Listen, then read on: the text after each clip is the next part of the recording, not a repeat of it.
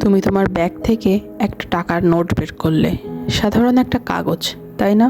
কিন্তু যদি আমি বলি এই ছোট্ট কাগজটা একসময় ছিল রাজার ক্ষমতার প্রতীক, কখনো ছিল সাম্রাজ্যের গৌরব, কখনো যুদ্ধের কারণ, আর কখনো স্বাধীনতার স্বপ্ন।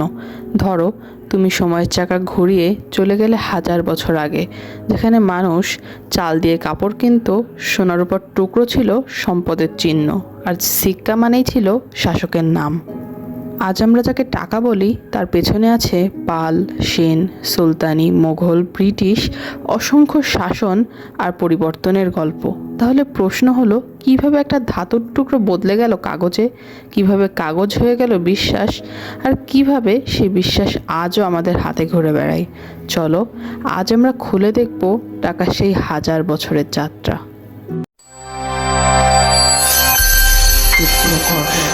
অজানাকে জানার শুরু এখান থেকেই। ভাবো তো, আজ তুমি যে টাকা শব্দটা ব্যবহার করো, এর পেছনে কত শত বছরের ইতিহাস লুকিয়ে আছে। একসময় এই উপমহাদেশে টাকা বলে কিছুই ছিল না। মানুষ পণ্য দিয়ে পণ্য বিনিময় করত। চাল দিলে লবণ পাওয়া যেত, কাপড় দিলে পাওয়া যেত শস্য। কিন্তু সমস্যা ছিল, সবার চাহিদা একসময় মিলত না। তখনই মানুষ বুঝলো, দরকার এমন একটা জিনিস যার মূল্য সবাই মেনে নেবে। খ্রিস্টপূর্ব 6ষ্ঠ থেকে 5ম শতকে ভারতীয় উপমহাদেশে প্রথম ধাতব মুদ্রা চালু হয়। এগুলোকে বলা হতো পাঞ্চমার্কড কয়েন। ছোট রূপার টুকরার উপর বিভিন্ন প্রতীক ছাপানো থাকতো। তখনও কোনো রাজার মুখ থাকতো না, শুধু প্রতীক থাকতো। এই সময়টাতে মহাজনপদ যুগ চলছিল। এরপরই আসে মৌর্য সাম্রাজ্য। সম্রাট অশোকের সময়ও ধাতব মুদ্রায় ব্যবহৃত হতো এবং রাষ্ট্রীয়ভাবে মুদ্রা ব্যবস্থাকে শক্তিশালী করা হয়। ধীরে ধীরে গুপ্ত যুগে স্বর্ণ মুদ্রা জনপ্রিয় হয়ে ওঠে। গুপ্ত শাসকেরা তাদের প্রতিকৃতি মুদ্রায় ব্যবহার শুরু করেন। অর্থাৎ টাকা শুধু লেনদেনের মাধ্যমে না, শাসকের ক্ষমতার প্রতীকও হয়ে ওঠে। বাংলার ইতিহাসে যদি আসি, পাল ও সেন যুগেও মুদ্রা প্রচলিত ছিল। পাল রাজারা বৌদ্ধ ধর্মের পৃষ্ঠপোষক ছিলেন এবং তাদের সময় রৌপ্য মুদ্রা ব্যবহৃত হতো। সেন রাজাদের সময় হিন্দু সংস্কৃতির প্রভাব দেখা দেয় মুদ্রার নকশায়। তখন মুদ্রা শুধু অর্থ নয়, ধর্মীয় সাংস্কৃতিক পরিচয়ের প্রতীকও হয়ে দাঁড়ায়। তারপরই আসে সুলতানি যুগ। 1204 সালে বাংলায় মুসলিম শাসন শুরু হয়।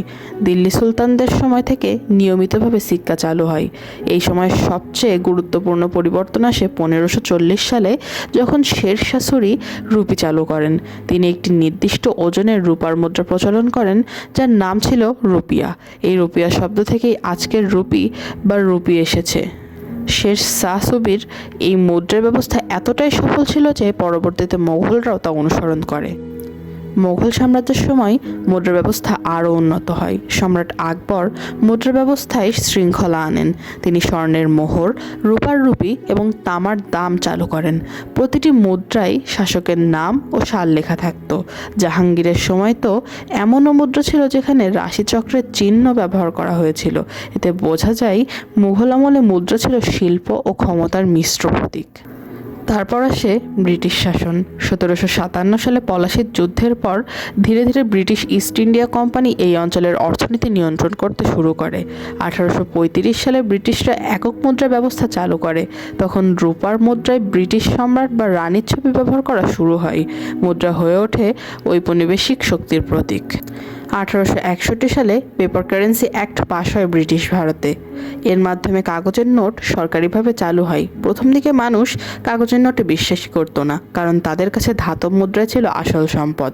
কিন্তু ধীরে ধীরে সরকার গ্যারেন্টি দিলে এবং ব্যাংকিং ব্যবস্থা শক্তিশালী হলে মানুষ কাগজের নোট গ্রহণ করতে শুরু করেন। 1947 সালে ভারত ও পাকিস্তান আলাদা হওয়ার পর পাকিস্তানি রুপি চালু হয়। তখন পূর্ব পাকিস্তানেও সেই মুদ্রাই ব্যবহার করা হতো। 1971 সালে স্বাধীনতার পর বাংলাদেশ নিজস্ব মুদ্রা চালুর সিদ্ধান্ত নেয়। 1972 সালে বাংলাদেশে প্রথম বাংলাদেশি নোট প্রকাশিত হয় এবং এটি ইস্যু করে বাংলাদেশ ব্যাংক। ধীরে ধীরে নোটে জাতীয় স্মৃতিসৌধ, শহীদ মিনার এসবের প্রতিকৃতি যুক্ত হয়। টাকা হয়ে ওঠে জাতীয় পরিচয়ের প্রতীক। টাকা শব্দটির উৎসও মজার। সংস্কৃত তঙ্ক শব্দ থেকে টাকা এসেছে বলে অনেক ইতিহাসবিদ মনে করেন। আবার বাংলায় টাকা শব্দটি এতটাই জনপ্রিয় হয় যে আজও আমরা রুপি না বলে টাকা বলি। আজকের যুগে কাগজের টাকার পাশাপাশি ডিজিটাল লেনদেন শুরু হয়েছে, কিন্তু এই দীর্ঘ ইতিহাস পাঞ্চমার্কড কয়েন থেকে শেরশাহের রুপি, মোগল মোহর, ব্রিটিশ সিক্কা, তারপর আধুনিক কাগজের নোট, সব মিলিয়ে টাকার বিবর্তন আসলে এই উপমহাদেশের রাজনৈতিক ও সাংস্কৃতিক ইতিহাসের প্রতিচ্ছবি। একটা ছোট্ট মুদ্রা বা নোট যার ভিতরে লুকিয়ে আছে সাম্রাজ্যের উত্থান পতন, ধর্মীয় পরিবর্তন, যুদ্ধ, উপনিবেশ আর স্বাধীনতার গল্প। আজ যখন তুমি হাতে একটা টাকা ধরবে, মনে রেখো এটা শুধু একটা কাগজ না, এটা হাজার বছরের যাত্রার শেষ ধাপ, আর এই যাত্রা এখনও শেষ হয়নি।